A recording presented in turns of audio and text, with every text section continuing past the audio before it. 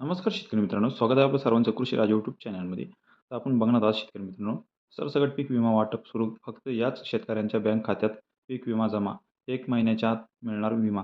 तर काय आहे सविस्तर बातमी बघूया या व्हिडिओच्या माध्यमातून. त्यापूर्वी शेतकरी मित्रांनो, तुम्ही जर माझ्या चॅनलवर नवीन आले असाल तर चॅनल सबस्क्राईब करा. व्हिडिओ लाईक करायला पण विसरू नका अशाच शेतीविषयक बातम्यांसाठी. तर शेतकरी मित्रांनो, काय आहे सविस्तर बातमी बघूया.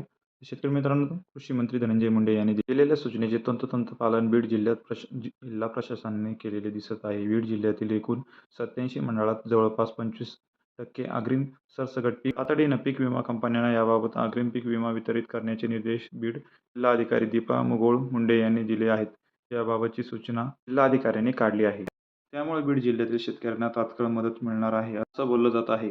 सरसकट पीक विमा वाटप सुरू 25% आगाऊ रक्कम या शेतकऱ्यांच्या बँक खात्यात जमा 3 दिवसापूर्वी हा छत्रपती संभाजीनगर येथे महाराष्ट्र राज्याचे कृषी मंत्री धनंजय मुंडे यांनी मराठवाड्यातील दुष्काळ भागातील परिस्थितीचा आढावा घेतलेला आहे. यामध्ये मराठवाड्यातील जिल्ह्यांना दिलेल्या आदेशाचे बीड जिल्ह्यातील प्रशासनाने तंतोतंत पालन केल्याचे दिसत आहे.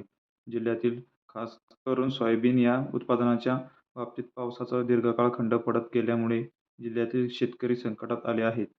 सगळ्यात 11 बीड जिल्ह्यातील तालुक्यांमध्ये पावसाचा खंड पडल्यामुळे दुष्काळदृष्ट्या परिस्थिती निर्माण झालेली दिसत आहे. राज्याचे कृषी मंत्री धनंजय मुंडे यांनी तातडीने अतिरिक्त दिलासा म्हणून बळीराजाला अग्रिम सरसकट पीक विमा वाटप लवकरच लवकर मिळवून देण्यासाठी 7 दिवसाच्या आतमध्ये महसूल विभाग, कृषी विभाग तसेच पीक विमा कंपनीने एकत्रितपणे सर्व्हे करून लवकर अहवाल सादर करावा व तसेच अग्रिम विमा देण्याचे निर्णय घ्यावा असे ते निर्देश कृषी मंत्र्यांनी दिले आहेत. मूग, उडीद आणि सोयाबीन या पिकांचा समावेश याबाबतीची अधिसूचना बीडच्या जिल्हाधिकारी दीपा मुगोळ मुंडे यांनी नियमित केली आहे. सर्व 87 महसूल मंडळांमध्ये महसूल, कृषी आणि पीक विमा कंपन्यांचे निर्देश केलेले सोयाबीन, उडीद आणि मूग या पिकांचे सर्वेक्षण करावे.